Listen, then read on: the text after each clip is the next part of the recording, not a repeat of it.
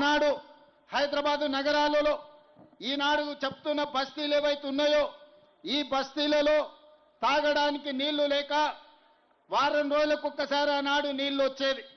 నీళ్ల కోసం గంటల కొద్దీ మా ఆడబిడ్డలు క్యూలో నిలబడేది. ఆనాడు ఈ ఆడబిడ్డల కోసం 2003, 2004 సంవత్సరంలో ఎండాకాలం వచ్చిందంటే పెద్దలు పి జనార్దన్ రెడ్డి గారు సచివాలయం ముందల వేలాది మంది ఆడబిడ్డలతోని కుండల ప్రదర్శన చేసి ఆనాటి ముఖ్యమంత్రి చంద్రబాబు నాయుడు గారి మీద ఒత్తిడి తీసుకొచ్చి ఈ నగరానికి కృష్ణానది జలాలను తాగడానికి తీసుకొచ్చి బస్తీలలో పేదల దాహార్తిని తీర్చండు. ఇవాళ ఈ ప్రాంత పరిశ్రమలే కాదు, ఈ ప్రాంతంలో జరిగిన అభివృద్ధి, మీకొచ్చిన కరెంటు కావచ్చు, మీకొచ్చిన రోడ్లు కావచ్చు, పేదవాళ్ళు గుడిసెలు వేసుకుంటే లక్షలాది ఇండ్ల పట్టాలు ఇప్పించిన గొప్ప నాయకుడు, పేదోళ్ళ గుండె ధైర్యం, పేదోళ్ళ దేవుడు పి జనార్దన్ రెడ్డి ఆనాడు ఖైరతాబాద్ నియోజకవర్గంలో గుండె ఆగి మరణిస్తే రాజకీయ ప్రత్యర్థి అయిన చంద్రబాబు నాయుడు గారు విజ్ఞత ప్రదర్శించండు. పి జనార్దన్ రెడ్డిని గుర్తించి పేదోళ్ళ కోసం కొట్లాడిన పి జనార్దన్ రెడ్డి చనిపోతే ఆయన కుటుంబానికి ఏకగ్రీవంగా ఎమ్మెల్యేను చేద్దాం, మేం తెలుగుదేశం పార్టీ పక్షాన అభ్యర్థిని పెట్టడం లేదని ఆనాడు పెద్దలు జనార్దన్ రెడ్డి గారి కుటుంబానికి చంద్రబాబు నాయుడు మాట ఇచ్చి అభ్యర్థిని పెట్టలే.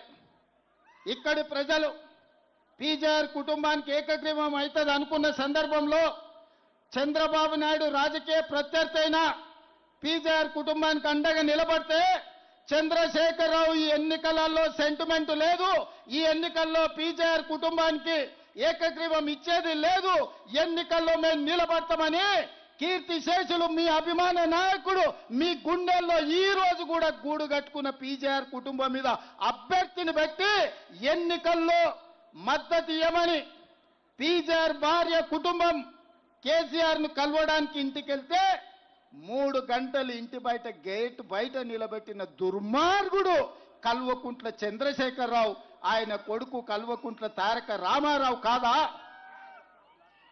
మంచి సాంప్రదాయం.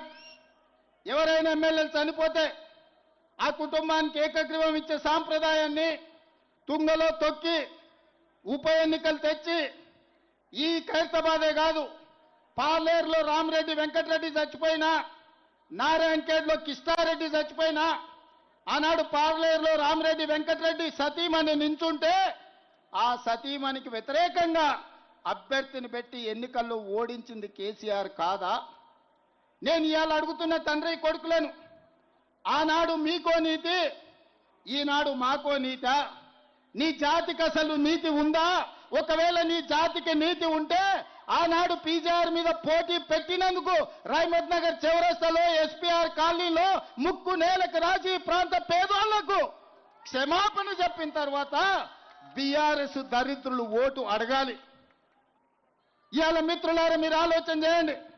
మా అమ్మలక్కలకు నేను విజ్ఞప్తి చేస్తున్నా, అక్క ఇవాళ ఆడబిడ్డను ఆదుకోండి, ఆడబిడ్డ కన్నీళ్లు చూడండి అని కేటీఆర్ చెప్తున్నాడు. వాస్తవమే, ఆడబిడ్డ ఎవరికైనా ఆడబిడ్డనే కదా. నీ సొంత ఇంటి ఆడబిడ్డ, నీ తోడ పుట్టిన ఆడబిడ్డ, నీ సొంత చెల్లెల్ని నీ తండ్రి సంపాదించిన ఆస్తిలో వాటా ఇవ్వాల్సి వస్తుందని సొంత చెల్లెల్ని మెడలు పట్టి బయటికి గంటిన కసాయుడు ఎవడన్నా ఉన్నాడంటే వాడు కేటీఆర్ కాదా అని నేను అడుగుతున్నా. తండ్రి సంపాదించిన ఆస్తిలో వాటా ఇవ్వాల్సి వస్తుందని సొంత చెల్లెల్నే ఇంట్లోకెళ్ళి మెడలు పట్టి దొబ్బిన నీచుడు ఎవడన్నా ఉన్నాడంటే కేటీఆర్. సొంత చెల్లెలకు బుక్కెడు అన్నం పెట్టనోడు చిన్నమ్మ బిడ్డ కంట బంగారు గాజులు చేపిస్తాడంట. ఈయనంట మాగంటి సునీతమ్మని ఆదుకుంటాడంట.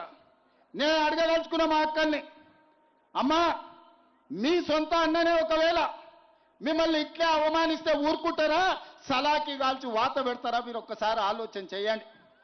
ఇవాళ నీచుడు దుర్మార్గుడు లాలూచి ఉన్నాడు ఎవడన్నా ఉన్నాడంటే వేల కోట్ల రూపాయలు తెలంగాణను కొల్లగొట్టి సంపాదించుకున్న ఆస్తి. అందులో సగం కాకపోయినా చారాన వంతన్న సొంత చెల్లెలకి ఇస్తే సొంత చెల్లెలు తిడుతుందా?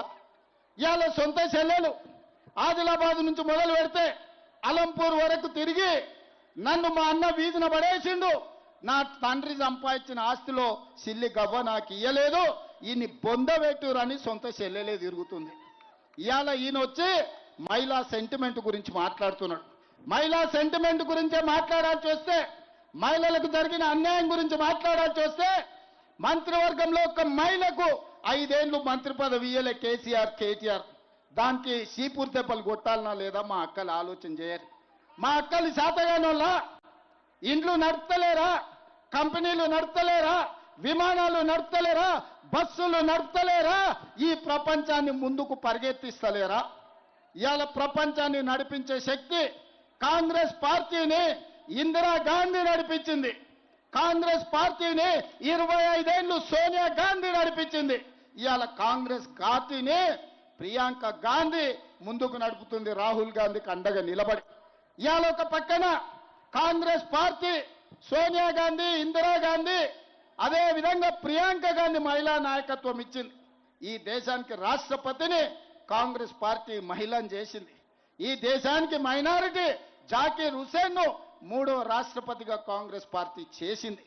ఇవాళ మా మంత్రివర్గంలో మీకు అందరికీ తెలుసు, సీతక్క ఇవాళ ఒక గొప్ప మంత్రిగా, కొండా సురేఖ గారు ఇవాళ మా మంత్రివర్గంలో ఉన్నారు. కాంగ్రెస్ పార్టీ అధికారంలో ఉంటే మహిళలకు గౌరవం ఉంటుంది. ఇవాళ ఇదే కాదు, మా అక్కలు నేను అడుగుతున్నా, అక్క 10 ఏళ్ళు ఈ పనికిమాలినోడు ఎవడైనా రేషన్ కార్డు ఇచ్చిండా? Ration card? వాళ్ళు అయ్యే జాగిరా? మీరేమన్నా గజ్వేల ఫామ్ హౌస్ అడిగినరా?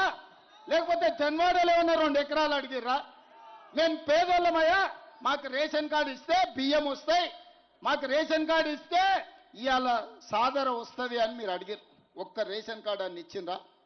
కానీ మీ సోదరుడు, మీ తమ్ముడు, మీ బిడ్డ రేవంత్ రెడ్డి ముఖ్యమంత్రి అయితే ఏడాది తిరిగాకల్లా ఒక్క జూబ్లీ హిల్స్లోనే 14,159 రేషన్ కార్డులు పేదోళ్ళకి ఇచ్చిన చరిత్ర కాంగ్రెస్ పార్టీది. ఆయల్ల మా మైనారిటీ సోదరులు కరెంటు చోరీ చేస్తున్నారని కేసులు పెడితే ఇవాళ ప్రతి వాళ్లకు, ప్రతి పేదవాడికి